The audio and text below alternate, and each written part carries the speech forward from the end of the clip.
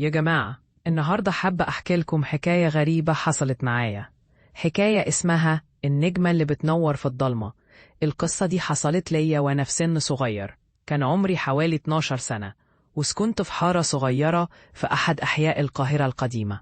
الحارة دي كانت مليانة حكايات وأساطير، بس أكتر حاجة كانت بتخوفنا هي الليلة اللي كانت فيها النجمة دي بتنور في السماء، واللي كانت دايما بتدي إحساس غريب إن في حاجة مش طبيعية بتحصل.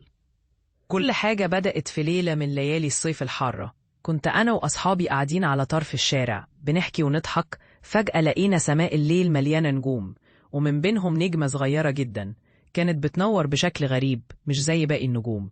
كانت بتنور بطريقة غريبة مهمة، وبينما احنا بنشوف فجأة النجمة دي بدأت تتغير، بقت تنور بشكل غريب وبتتحرك كأنها بترقص في السماء وكأنها بتعمل عرض، بس مش طبيعي. كانت بتنور بشكل مخيف، والألوان اللي كانت فيها كانت غريبة. أصحابي بدأوا يصرخوا وأنا خفت جدا وقلبي كان بينفجر من الرعب. والثانية النجمة دي اختفت فجأة، والسما رجعت لطبيعتها، والشارع سكن، وكل شيء رجع طبيعي. بس احنا كنا مرعوبين ومش قادرين ننسى المشهد ده.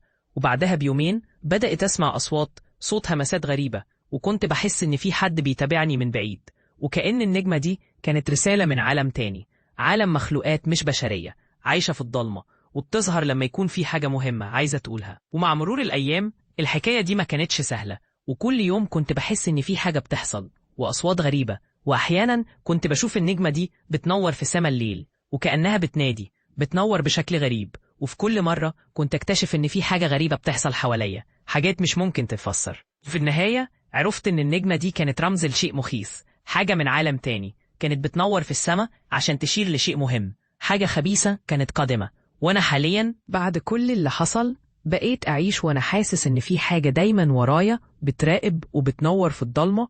وعلشان كده لو شفت نجمة غريبة بتنور في السما، فاعرف إن في حاجة مش طبيعية، وإن الضلمة هي اللي بتحب تظهر لك الحاجات اللي مخباها. وده كان حكايتنا عن النجمة اللي بتنور في الضلمة.